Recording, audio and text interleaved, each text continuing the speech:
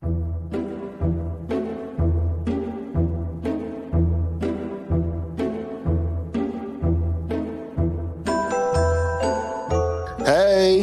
this is Sports Slaw with Lomas Brown, the pro. And Deb Schneider, I'm the prof. And together, we're the pro and the prof.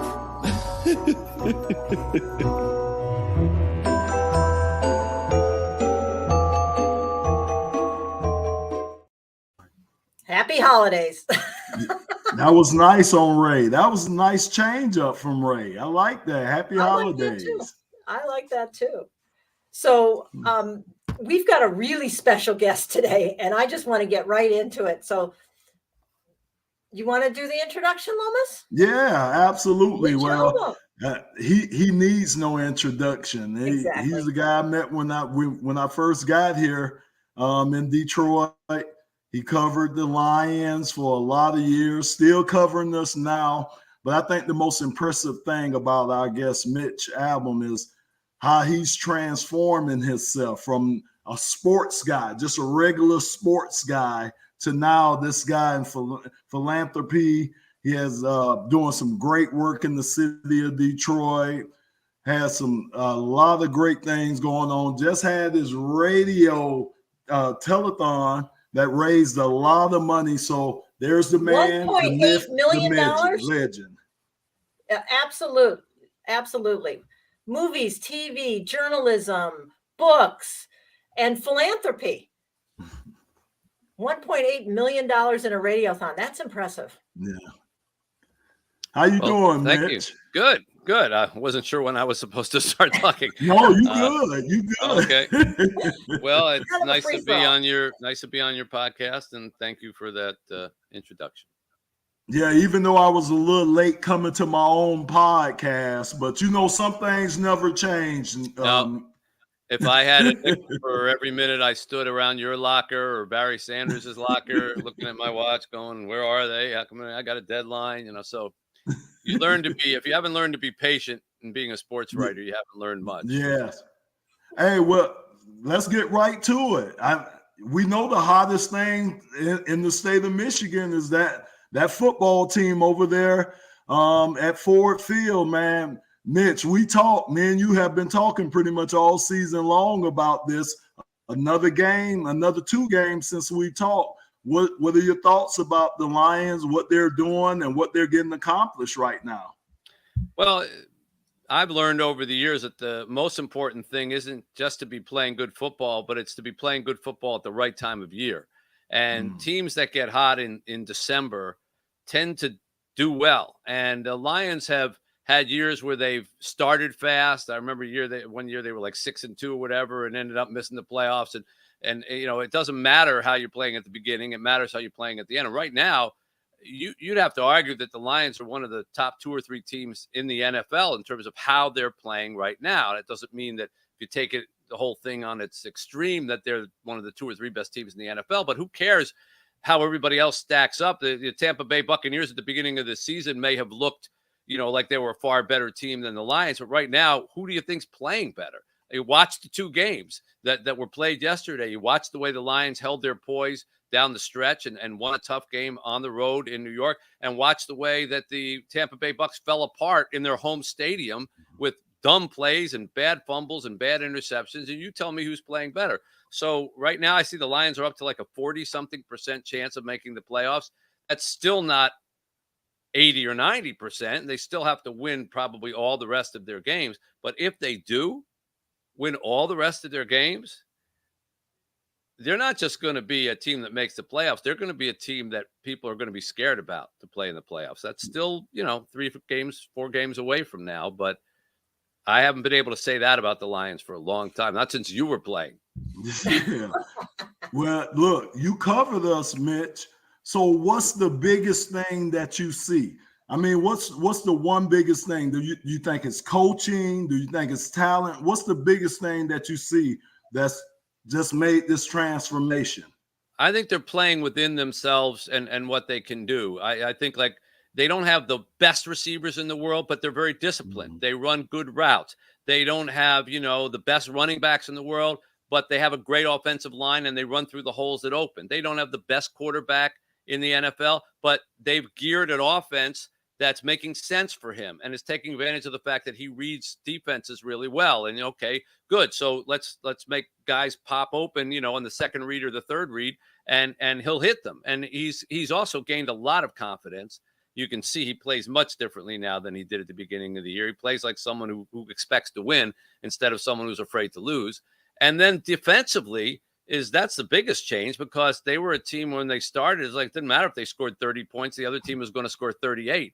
Now, the other team may only score 17 or 20, and you can beat them. So that defensive front is coming together, and the linebacker play is gotten better. So I just think they are well coached, and more importantly, and this, Lomas, they seem to believe in themselves. They seem to have a really good feeling about when you hear guys saying this is a really fun environment to play in, and the culture in our locker room is good or whatever.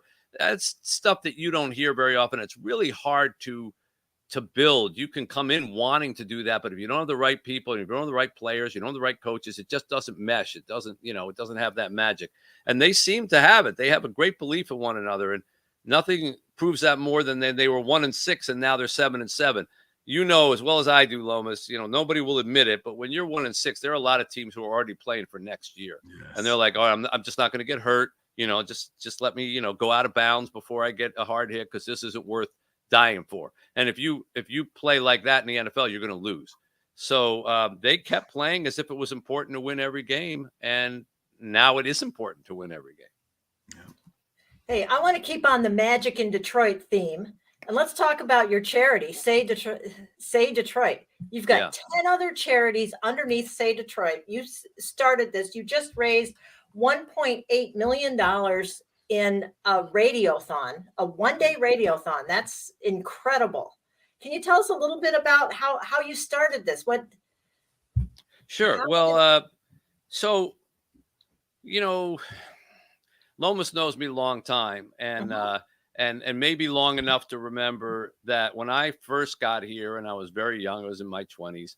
I can't honestly say that I was motivated by charity first and foremost, or taking care of others. I'd be honest. I would just say I was interested in my own ambition, being as good as I could be, getting as well known as I could be. I got on ESPN, radio programs, television programs. I won a lot of awards as a sports writer. And I was perfectly content sort of chasing my own ambition and climbing up the ladder. And in 1995, as many people know, I got involved with an old college professor of mine who was dying from Lou Gehrig's disease. And I had been very close with him in college, and we had been really close. He was like an uncle to me. I took every class he offered, and I promised I would stay in touch with him. And then when I graduated, I broke that promise and went off to pursue my own ambitions and didn't call him for 16 years. And then one night I was at home and I was watching television, and he showed up on the Nightline program with Ted Koppel talking about what it was like to die from Lou Gehrig's disease. And that's how I found out that this man who I cared about so much now only had a few months left to live, and he was dying from ALS. And so I went to see him what I thought would be one time, and I ended up going back every Tuesday, again and again and again, every single Tuesday. And I sort of fell into a last class with him about, what's really important in life once you're going to die, which he did. And I learned a lot of lessons during that time, and I wrote a book to pay his medical bills. And it was supposed to be a tiny little book, and that book went on to become the biggest selling memoir in the history of publishing. It's called Tuesdays with Maury. And that book really, and that experience changed my life. I mean, I started to see that chasing my own tail and chasing money and ambition wasn't going to make me happy in the end. It didn't matter to him when he was dying. All that mattered to him were the people that he cared about, the people that he loved, and that they were there with him. And I realized, I better put a bigger emphasis on that and stop worrying so much about my career. And so that was the year I formed my first charity, actually, here in Detroit, called the Dream Fund, to start sending kids who were qualified and needy in Detroit who wanted to study the arts but didn't have money to do it, to start a scholarship fund for them. And that was my first charity.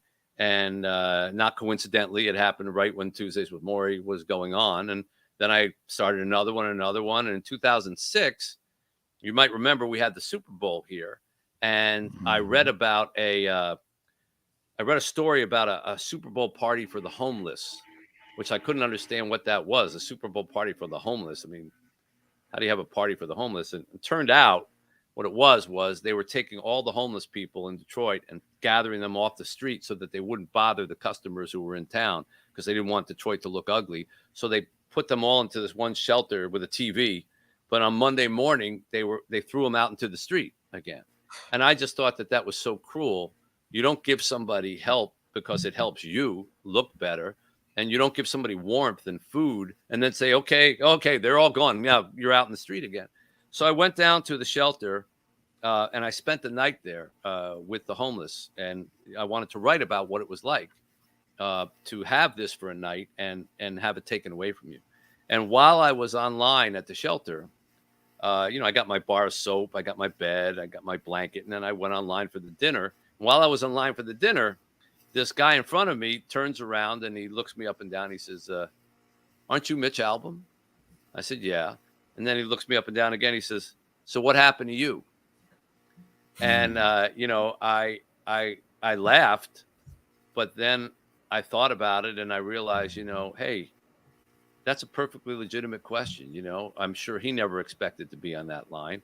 And the truth is, all of us, me, Lomas, you, Deb, anybody, are only a couple of really bad things away from having to ask other people for help. We might think we're not, but you can lose millions, you can lose thousands, you can lose tens, and you can be down and out pretty quick in this world. And so I wrote a column about that experience, and I must have said something in the column that moved people. I told that story because I was trying to raise $60,000, which would have been the amount of money to keep all the homeless people in the shelter until it warmed up in April. And do you know that in 1 week, I got $325,000 sent in, just in 5s and 10s and 20s, and people saying, here, help the homeless, help the homeless. So I started a charity called Say Detroit, and Say, S-A-Y, stands for Super All Year Detroit instead of Super One Weekend. Like in the Super Bowl. And with that money, we began Say Detroit, which has now blossomed into a multi-million-dollar operation that runs 10 different charities underneath it. We start with our philosophy is to help people at every age in Detroit who need a hand up, but not a hand out. We start with babies as young as 5 days old with a something called Bright Beginnings, where we take care of it's like a daycare place for taking care of babies from mothers who are homeless or who are in therapy or who are trying to get jobs and can't get jobs because they have to carry a baby around with them. We take care of them from age 5 days to 2.5 years. Then we started the nation's first medical clinic for homeless children, because homeless children were not getting medical care in the city. Because if you're homeless and you take your child to a hospital to try to get medical care, they will take your children away from you. Because you're not allowed to be homeless. When you put down on the form, they have to call social services. Social services come and say a child can't be homeless, and you end up losing your children. So, of course, nobody's going to take their children for medical care if they're going to lose their children. And, homeless people still go to school. Homeless people work at times. I mean, it's the difference between having a home and having a job is not the same thing. And so all these kids weren't going to school because they would get sick and they wouldn't go get medical care because they didn't want to get lost. So we built the nation's first medical clinic for homeless children that didn't ask any questions, didn't need insurance. And that place is still going strong today in Highland Park. And that was the second thing we opened. Then we started programs for veterans.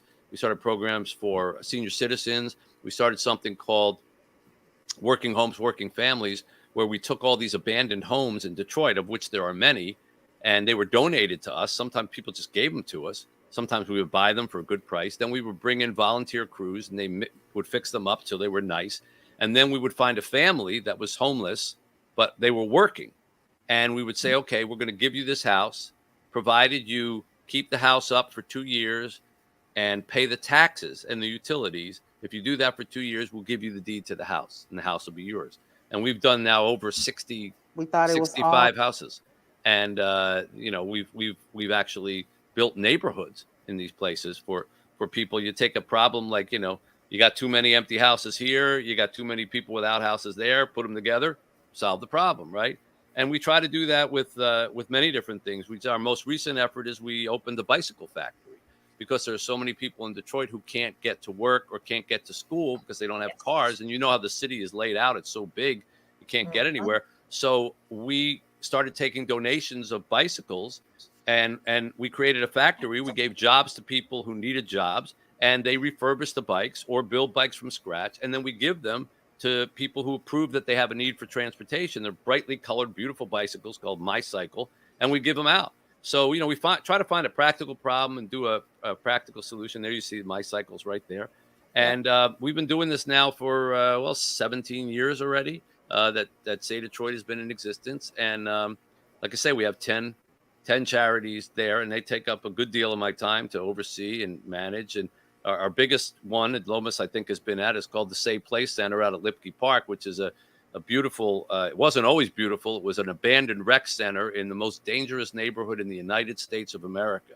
48205 is the most dangerous zip code in the United States of America. And we went in and opened a rec center there that had been destroyed. And we built this beautiful place. We got Matthew Stafford to come out and help us build a professional football field. It's an NFL quality field. The NFL actually came out and put the field down. We have a baseball field that the Tigers built, and we have a basketball court that the Pistons built. It's the only charity in Detroit where the Tigers, the Pistons, and the Lions are all under one roof in terms of their efforts.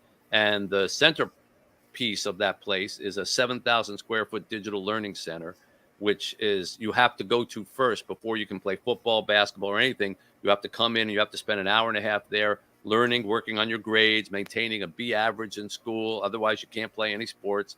We've added a recording studio, a dance studio, STEM robotics programs, science programs. It's a huge 15-acre place, and it has hundreds of kids a day that benefit from all those programs there. So, there's many more, but that's basically the essence of it. And I love the city that I'm in, and I feel an obligation to help take care of it. I've been blessed to have a lot of success, and I don't think you should have success and keep it to yourself. I think the reason you are given success by God is so that you can share it with other people. And I try to do that here. And I try to do that, as you probably aware, of an orphanage that I operate in Haiti. Right. And that's the other big passion of my life. And I'm there every month. In fact, as I'm sitting here with you now, I have 8 of my kids who are in college here now. Yeah. They're waiting to go to dinner. And we appreciate them waiting. Yeah, that's all right. They're used to waiting for me, but that's the joy of my my life. I mean, I go there every month. The kids that we raise there, they make our poorest kids, Lomas and Deb, look like billionaires. I mean, you don't know poverty until you see poverty in Haiti. You're talking about, we have a baby here that we're taking care of who was brought to us when she was 6 months old. She weighed 6 pounds, and she had nothing to eat but sugar water.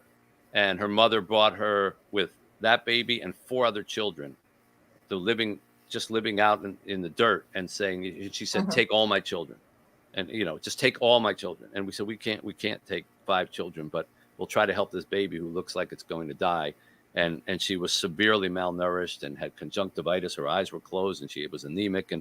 And we brought her up here, and we're raising her here now she's been here for 6 months, and we'll continue to do that until she's healthy enough to go down there. So I really appreciate America because I see the alternative.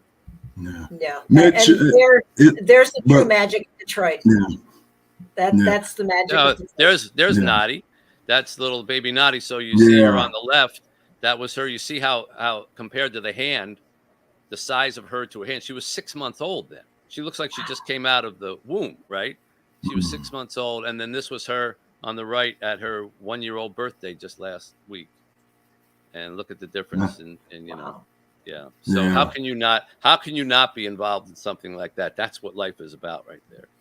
You're right, Mitch. It's kind of amazing to me, and you kind of alluded to this, how sports play such a key role in everyday life. Meaning, that's a beautiful center that you have, like you say, in one of the most dangerous neighborhoods, not just in Detroit, but in America.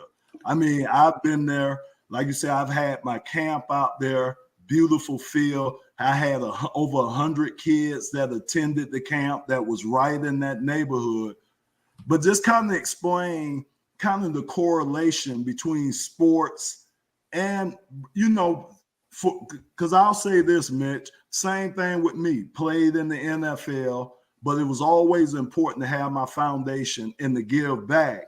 And it seems like to draw people in, regular people, it was sports.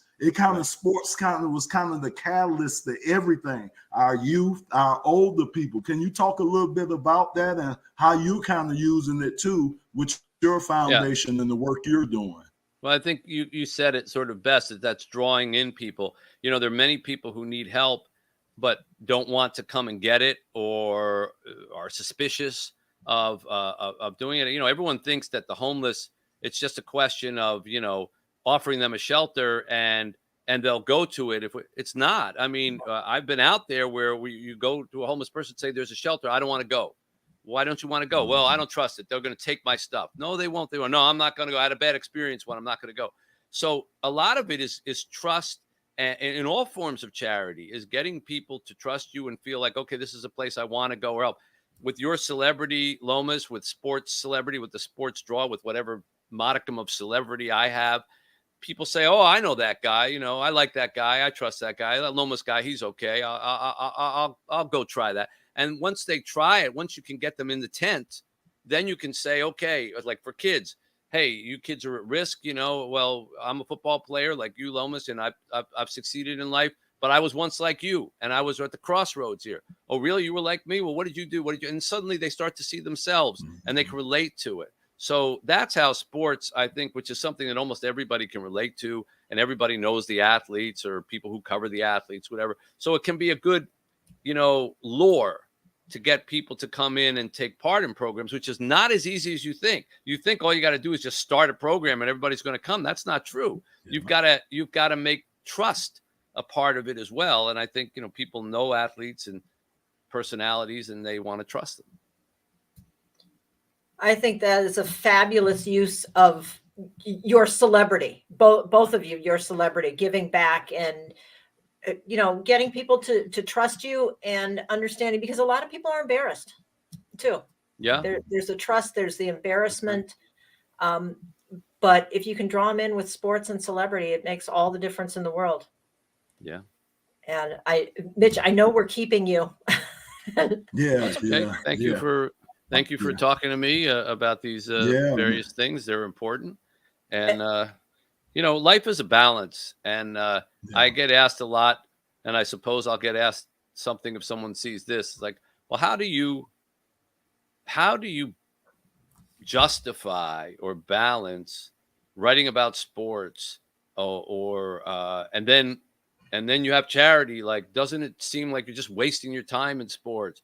Or why are you going to Haiti every month where the people are getting kidnapped and murdered, whatever? You could just be going to a football game. Why are you wasting your time with that? You know, everybody, they want you to be one thing, and that's it. And they want to kind of have you in that box and say, okay, you know, Lomas is a football player. That's it. He can't be a broadcaster. Or Lomas is a broadcaster. He can't be in philanthropy. Or Mitch Albom is a sports writer, so why should he be running an orphanage?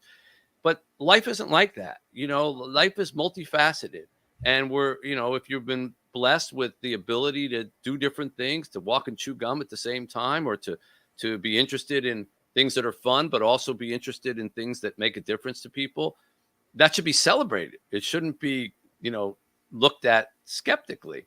And so, you know, I try to realize that life is a big fan that opens up, and, you know, there's a lot of little slits in it. And there are all those things that if you're smart, you get them to fit together and they close up like that. And I'm trying to use the things that God gave me and the blessings that I've had and the notoriety that I've had, or the book sales or movies or things like that, to try to call attention to other people who don't have as much. And I know that Lomas does the same thing. And I think anybody who's been blessed with the, you know, either success or notoriety should do that. It's not like, oh, you deserve a pat on the back for doing it. I don't deserve any pats on the back. This is what you're supposed to do when you're blessed like this. You're right, Mitch. You're exactly right, man. And hey, man, kudos to you for everything you do, everything you've been doing, everything you will do in the future, all the lives that you're affecting, man. Because you're right, man. Too much is given, much is expected. And, it's things that we should be doing. And you're right, man. So you're a great example to me. You keep giving, I'm going to keep giving, man. And we're going to make this place a better place that we live in. And hopefully a Super Bowl city as well. That's right. That would be nice, Mitch. That would be nice. I can say I can retire once that happens. I always thought that my longevity, people say, how long have you been to be a sports writer? Until the Lions win the Super Bowl. It's like a lifetime contract. Yeah. So we'll see. Anyhow, thank you. Nice to talk with all of you. Thank you so much, Mitch, for your time. My pleasure. Thanks for having me on. Thanks, Mitch. Sure. Thank you. Bye-bye. Wow. Yeah. I the charities, the way it started, I mean, it just makes you feel like even without the celebrity, anybody can be doing something to make a difference. Yeah. What a big deal. I mean, we've talked to other organizations. We talked with Tanza Care, the charity that I'm on the board of, that started a 17-year-old girl just collecting books for an orphanage. Changed so many lives in Tanzania. Let's talk about your LEAP camps and your foundation, Lomas. Yeah, I mean, you're right. I mean, everything, just like Mitch said, I mean, and this is what you do that people don't expect, or you're not expecting to get anything out of it.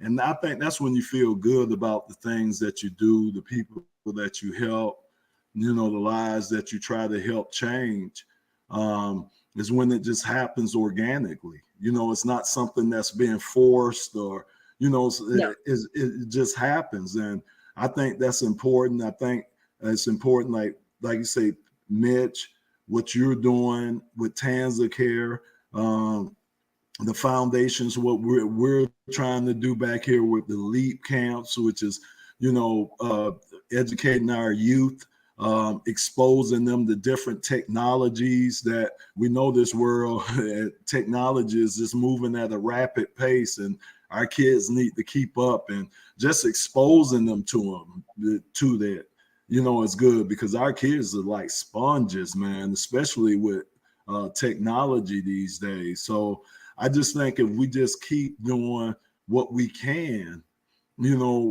one person at a time, one step at a time, things will get better, Things will get better. And they say part of being happy is giving back to others. Yeah. And that is such an important piece. And I know, I'm in a world where we're looking at giving people opportunities for jobs. It's a full lifetime from the 6-month-old baby right on up through, making sure people have jobs, can play, can learn, earn, have a place to live. It's also important. Yeah, absolutely.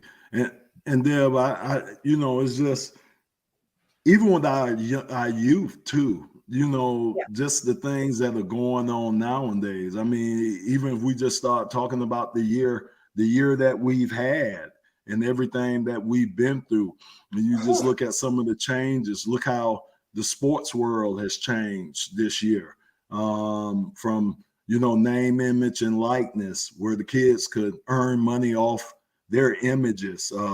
And when I say earn money, I'm talking about big money, not petty money, which I think the kids deserve. These universities make it. I think another thing that they brought to the table this year was the health of these young men after they're through with sports. The ones that don't go on to a professional career. What about them? What about their health problems and things that are going to arise for them later on in their career? Title IX. It's just so many things there that have been affected this year, and things that are changing this year that seem like it's going to kind of change the landscape of things for years and years to come. Happened this year, and it's happening now. We have a new NCAA executive director who doesn't come from sports, the former governor of Massachusetts. We have NCAA, the transfer portal, college sports, youth sports are changing. Yes. How many, we now have concussion protocols. We have all these things. We have new helmet technology. So much has changed, and it's going to be interesting to see how these kids who have the opportunity, say for name, image, likeness, how they change the world. Will they change the world the way Mitch Albom has changed the world? Yeah. Now, I would hope so. Yeah. For any of you who are listening, I'd hope that some of you would think this way. Yes. Yeah. No, you're right about that. And even from, even now, how we've adjusted and how we are adjusting with COVID, living with COVID now. I mean, it's been a couple of years, but now, even this year, now the NFL, they consider COVID as a cold, a mild cold. That's how they're treating it now. So it's no more isolation. There's no more you having to, containment and different things that we went through, the testing. I guess they still test, but it's just at such a lower level than where it was. But again, that's how the NFL views it now. In the beginning, it was viewed as something that was serious. Now, like I say, when you get COVID now, they view it as a cold. So that's how they look at the symptoms. So it's just amazing that what we went through, those last couple of years and where we are right now at the end of this year going into 2023. Well, I'm going to say that one of those great things about COVID and all of our isolation is the fact that we are here doing this now. And you and I are each in our home offices. And we just had Mitch Albom on. How cool is that? Sorry, I'm going to fangirl here, but how cool is that? Right. And we can do this, and we're bringing it to our listeners and bringing it to people, who are going to listen to it tomorrow and the next day and the next day, who hopefully will be inspired by this. So there've been a lot of changes going on. And some of it's been pretty good. I know a lot more to come, because again, things are always changing, and always changing at a rapid pace. And even the thing I said to Mitch, it's just amazing how sports brings everything together. I mean, you could just see people, or you could just see how a sporting event can bring all these different people together for one cause. The root against that one team, but all you guys, people you never met before, but you guys are coming together for one thing. And you're high-fiving. You're high-fiving somebody you don't even know. You're right. No, and you're never going to see them again. Yep. But that's okay. You're not worried about germs at that point. Yeah, I'm high-fiving you. I'm screaming in your ear. Yeah. It's just different. So it's just amazing about sports. And again, and then you just see some of the wonderful things that people are doing, athletes, non-athletes. But because the athletes are highlighted and in the spotlight, you see more of that. But there's just a lot of things that a lot of amazing people are doing, that kind of go undercover, that a lot of people don't know about, that a lot of people don't put a lot of spotlight on. That's trying. So we all got to chip in. I mean, it's not a me, you problem. It's a us problem. It's a we problem, man. All of us got to come together, chip in, and try to help this, because it's like I said, it's not just an individual thing. It's a crisis. I mean, we're living in some serious times now. We are. Where the price of everything is up. I mean, even a year ago, at the beginning of the year, things are so much higher than they were at the beginning of the year, with prices of everything. Inflation. It's just amazing. It is. And who knows where we're going to find that next Lomas Brown. Yeah. Yeah. So let's turn to 2023. What are you thinking? What are your goals for 2023? That's tough. I might have to follow you on this one. What are you thinking? I really haven't put much thought, to be honest with you. And I think the reason why is because this year's just moved so fast. I mean, think about these days, these months are moving by. I mean, it just seemed like we were in the thick of things back in March, and here we are. We're talking, it'll be another year in a few, another week or so. So things are just moving so fast. I do know one thing that's changed this year that I think gonna change everything for a lot of years to come is, and I'm jumping off a completely different thing, is politics. I mean, you see politics is trying to weave its way into sports, but I mean, when you talk about the politics election, has always been in sports. Politics has been in sports since the 60s, and you name it, politics has been in sports. Yeah. And this year, I think now when you talk about what was brought up, when you talk election fraud, or you talk about trying to change some of the election rules, or you're trying to do different things like that, guess what? Guess who they leaned on to get that message out there? They leaned on the sports celebrities. They leaned on these sports organizations because they know they got the fan base of people, a targeted fan base of people that they can target and get their message across. So, of course, it seemed like it might be a natural thing for sports and politics to start weaving together. But my question to you is, does that get dangerous when that happens? I think, oh boy, now we're off. Yeah.